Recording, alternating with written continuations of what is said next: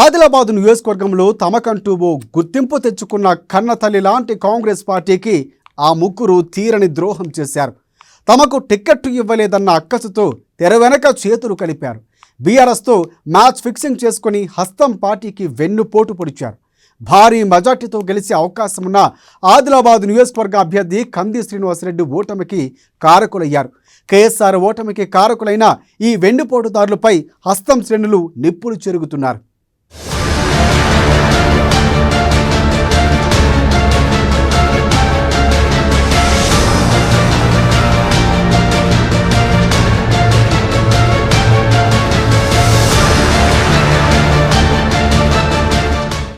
ఆదిలాబాద్ నియోజకవర్గంలో కాంగ్రెస్ బలీనమైన రాజకీయ శక్తికి ఎదిగింది. ముఖ్యంగా కంది శ్రీనివాసరెడ్డి నాయకత్వంలో నియోజకవర్గంలో ఎన్నికలకు ముందే హస్తం జోరు పెంచింది. పార్టీ హైకమాండ్ జరిపించిన సర్వేలోనూ కేఎస్ఆర్ విజయం లాంఛనమేనని రుజువైంది. కంది శ్రీనివాసరెడ్డికి టిక్కెట్ ఇస్తే గెలుపు ఖాయమన్న అంచనాల నేపథ్యంలోనే కాంగ్రెస్ పార్టీ అధిష్టానం ఆయన వైపే మొగ్గు చూపించింది. దీంతో ఆదిలాబాద్ నియోజకవర్గ హస్తం పార్టీ అభ్యర్థిగా కంది శ్రీనివాసరెడ్డి రంగంలోకి దిగారు. ఇక్కడే ఓ ట్విస్టు. పార్టీ పెద్దల ఆశీస్సులు కేఎస్ఆర్కు ప్రాధాన్యత ఉండడం, రేవంత్ రెడ్డి లాంటి వారి ఆశీస్సులు ఆయనకు పుష్కలంగా ఉండటం, అధిష్టానం ఆయన వైపే మొగ్గు చూపడాన్ని చూసి ఓ ముగ్గురికి మాత్రం కన్ను కుట్టింది. ప్రజాదరణ ఉన్న కేఎస్ఆర్కు టిక్కెట్ ఇవ్వడాన్ని జీర్ణించుకోలేకపోయారు. సొంత పార్టీ అభ్యర్థిని నిలువరించాలన్న కుట్రకు తెరతీశారు. బీఆర్ఎస్తో చేతులు కలిపి కథ నడిపించారు. తమ రాజకీయ జన్మనిచ్చిన కన్నతల్లి లాంటి కాంగ్రెస్కు వెన్నుపోటు పొడిచిన ఆ ముగ్గురే షాజిద్ ఖాన్, గండ్రత్ సుజాత, సంజీవరెడ్డి.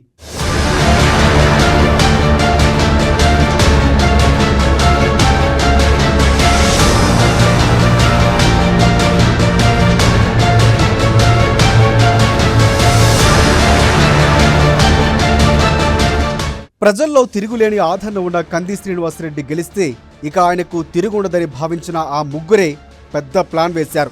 తమకు కాంగ్రెస్ టిక్కెట్ దక్కలేదన్న అక్కసుతో ముగ్గురు ఏకమై కేఎస్ఆర్ ఓటమికి కుట్ర చేశారు. తమలో ఒకరిని రెబల్గా బరిలోకి దింపారు. ఆ కుట్రలో భాగంగానే సంజీవరెడ్డి కాంగ్రెస్ రెబల్గా బరిలోకి నిలిచారు. సంజీవరెడ్డిని ముందు పెట్టి తెర వెనక చేయాల్సిందల్లా చేసింది ఆ ముఠ. కాంగ్రెస్ అభ్యర్థి కంది శ్రీనివాసరెడ్డిపై దుష్ప్రచారాలు చేశారు. ప్రచారంలో కేఎస్ఆర్పై లేనిపోని అభాండాలు వేసి పెద్ద కన్ఫ్యూజన్కు తెరతీశారు. బీఆర్ఎస్కు అమ్ముడుపోయి వారు ఆడించినట్లా ఆడారు. ఇక ఆ కుట్రలో పావులుగా మారి కేఎస్ఆర్తో పాటు కాంగ్రెస్కు తీరని ద్రోహం చేసి వెన్నుపోటుదారులుగా మిగిలిపోయారు. గుడ్లో ఎవరికి ఒకరు టికెట్ వస్తుంది, మిగతా ఇద్దరు తప్పకుండా వాళ్ళకు సపోర్ట్ చేయాలని చెప్పడం జరిగింది. అదేవిధంగా ఆ రోజు నుంచి ఈ రోజు వరకు కూడా కలిసే ఉన్నాం. మేము ఆఖరి ప్రయత్నం వరకు ముగ్గురం కలిసి టికెట్కు ప్రయత్నం చేయడం జరిగింది. మాకు కాంగ్రెస్ పార్టీ అన్యాయం చేయలేదు, వ్యక్తి చేసేయండి. ఇక్కడ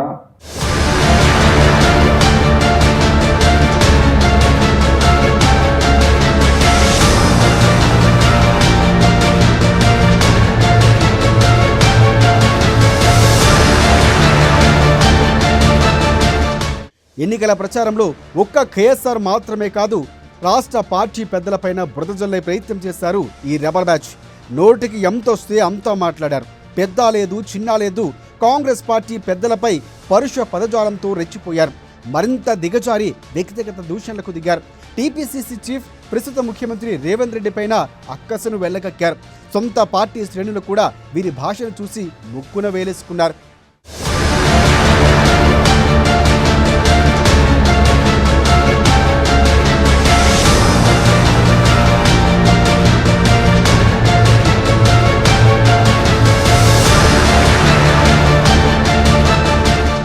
ఇక గండ్రత్ సుజాత అయితే రేవంత్ రెడ్డిని కూడా డోంట్ కేర్ అనేశారు. ఆయనపై తీవ్రమైన పరుష పదజాలాన్ని ప్రయోగించారు. కాంగ్రెస్ పార్టీలో ఆయన ఒక దుష్టశక్తి అంటూ నోటికి వచ్చినటువంటి పదాలు దురుసుగా చాటుకున్నారామె.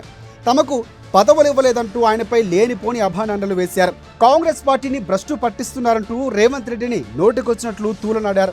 సర్వేల పేరు చెప్పి 10 కోట్ల రూపాయలకు పైగా టికెట్లు అమ్ముకున్నారంటూ ఆరోపించి పార్టీ ప్రతిష్టను గంగలో కలిపారు. పరోక్షంగా బీఆర్ఎస్కు అడ్వాంటేజ్ అయ్యేలా పనిచేసి అభాసు పాలయ్యారు సుజాత. తాను ఒక మహిళనన్న విషయం మరిచిన సుజాత రేవంత్ రెడ్డిపై తన స్థాయిని మించి మాట్లాడారు. టికెట్లు అమ్ముకున్నారంటూ తీవ్రమైన పదజాలం వాడి తన స్థాయిని మరింత దిగజార్చుకోవడం సుజాతకే చెల్లిందని చెప్పవచ్చు. ఈ రోజు విలువ లేనటువంటి నాయకులు, ఓట్లకు అమ్ముడు అయినటువంటి వ్యక్తులు ఈ రోజు కాంగ్రెస్ పార్టీకి అధ్యక్షుడై ఈ రోజు కాంగ్రెస్ పార్టీని భ్రష్టు పట్టించడానికి ఏదైతే రాష్ట్ర వ్యాప్తంగా తిరుగుతున్నాడో అలాంటి వ్యక్తుల్ని ఈ రాష్ట్రం నుంచే పడేయడానికి సముద్రంలో ఈడ్చి గుంజుక రావడానికే ఆదిలాబాద్ నుంచి మొదలు పెడతాం. రేవంత్ రెడ్డికి సర్వే లేవు, పార్టీలో పనిచేస్తున్నటువంటి నాయకత్వము అద్దే వద్దు. కేవలం ఎవడైతే నోటిస్తాడో, ఎవడైతే ఆయన పక్కన కూర్చొని జై రేవంత్ రెడ్డి అంటాడో అట్లాంటి వాళ్ళే కావాలి. తుపాకీ లేకుండా, కత్తి లేకుండా హత్యలు చేస్తున్నాడు రేవంత్ రెడ్డి అని చెప్పేసి ఆయనకు డబ్బు మీద వ్యామోహం ఎంత ఉన్నదనేది, ఆయన పేరు మీద జిందాబాద్ కొట్టించుకోవాలన్నటువంటి వ్యామోహం ఎంత ఉన్నటువంటి బ్రోకర్ నా కొడుకుల్లో రాష్ట్ర వ్యాప్తంగా దించి ఈ రోజు బ్రోకరిజం గడుపుతున్నటువంటి ఒక రాజకీయ వ్యభిచారాన్ని చేస్తున్నాడు ఈ రోజు రేవంత్ రెడ్డి. రాజకీయ వ్యభిచారి రేవంత్ రెడ్డి.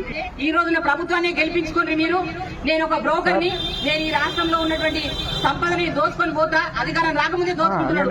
అధికారం కూడా అవసరం లేదు రేవంత్ రెడ్డికి, అధికారం లేకుండానే దోచుకుంటున్నాడు. మేము ఒకటే అలా తెలుసుకున్నాం, వేదిక మీద ఏమంటారంటే మీకు అధ్యక్ష పదవులు ఇచ్చినాం, మీకు జనరల్ సెక్రటరీ పదవులు ఇచ్చినాం అంటారు. రేవంత్ రెడ్డి గారు మీరు ఇయ్యలే మాకు పదవులు. కాంగ్రెస్ పార్టీలో నీలాంటి దుష్ట శక్తులు దూరి ఈ రోజు కాంగ్రెస్ పార్టీని భ్రష్టు పట్టిస్తున్నాయి. కాంగ్రెస్ పార్టీ నీ వల్లనే భ్రష్టు పడుతున్నది ఈ రోజు రాష్ట్రం అంతటా. రాష్ట్ర వ్యాప్తంగా ఈ రోజు కాంగ్రెస్ పార్టీలో పనిచేస్తున్నటువంటి ప్రతి నాయకుని, ప్రతి కార్యకర్తని కత్తి లేకుండా, తుపాకీ లేకుండా హత్యలు చేసినటువంటి ఒక వ్యక్తిని నువ్వు రేవంత్ రెడ్డి గారు. ఈ రోజు నీ హత్యల నుంచి కార్యకర్తల్ని కూడా కాపాడుకోవడానికే మేము ఇండిపెండెంట్ గా పోతున్నాం. పాపం బాన్సువాడలో ఒక అభ్యర్థి స్థానికంగా పనిచేస్తున్నాను కాక నీకు డబ్బులు ఇచ్చినోని బీజేపీకి వెళ్ళి మొన్న జాయిన్ చేసుకుంటే నువ్వు అక్కడ టికెట్ ఇచ్చినావు. నువ్వు సర్వేలని చెప్పినావు. ఖర్గే గారు, సోనియా గాంధీ గారు టికెట్లు ఇచ్చిండ్రు. ప్రత్యేక సందర్భంలో టికెట్లు ఇవ్వడం జరిగిందని అడిగి చెప్తున్నాడు.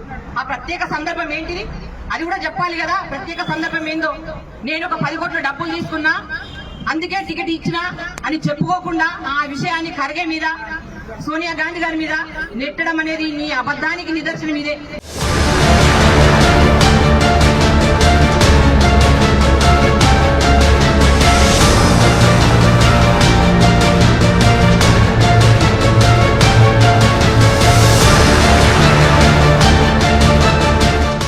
కాంగ్రెస్ పార్టీ రెబల్గా పోటీ చేసిన సంజీవ్ రెడ్డి అయితే నోటికి పని చెప్పారు. గౌరవప్రదమైన స్థానంలో ఉన్న రేవంత్ రెడ్డిపై దిగజారుడు భాషను వాడి తన వక్ర బుద్ధిని చాటుకున్నారు.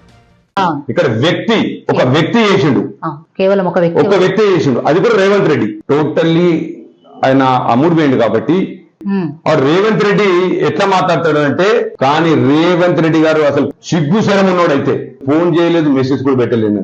ఒక్కవేళ రామచంద్ర రెడ్డి గారి పేరు ముట్టుకున్నందుకు ఆయన అసలు మనిషే కాడు.